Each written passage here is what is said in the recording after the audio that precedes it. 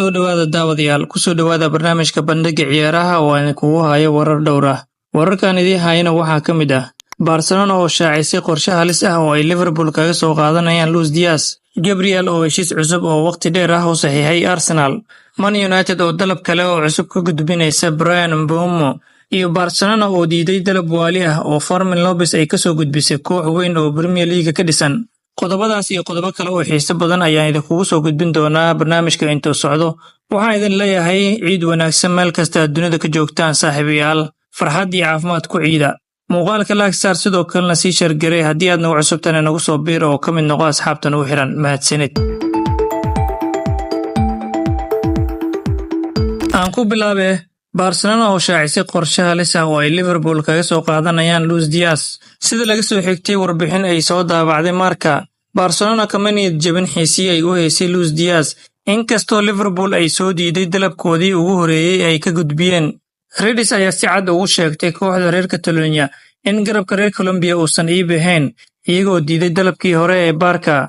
Si kastaba ha ahaatee, Barcelona waxay rajeynaysaa in rabitaanka Luis Diaz ee ah inuu bedelo jawiga ciyaareed ee uu shaqayn doono, gaar ahaan maadaama uusan xiise u qabin inuu cusboonaysiiyo qandaraaskiisa kooxda oo uu ka dhacayo 2 sano gudahood.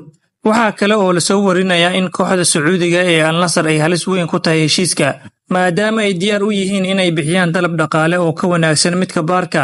Xil ciyaareedkii hore, Luis Diaz wuxuu u saftay Liverpool 50 kulan dhammaan tartamada oo idil, isagoo dhaliyay 17 gool isla markaana caawiyay 8 gool. Gabriel oo heshiis cusub oo waqti dheer u saxiixay Arsenal.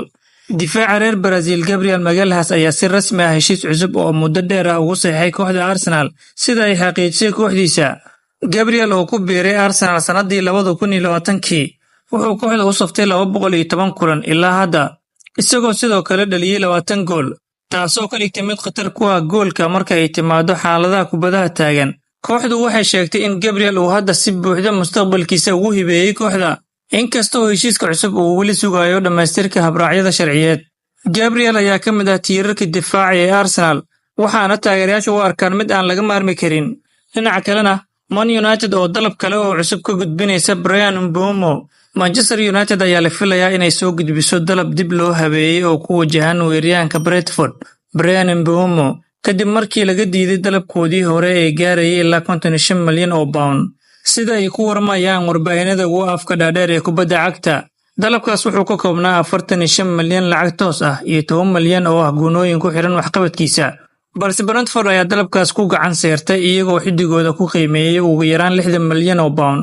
Manchester United ayaa haatan diyaarinaysa dalab cusub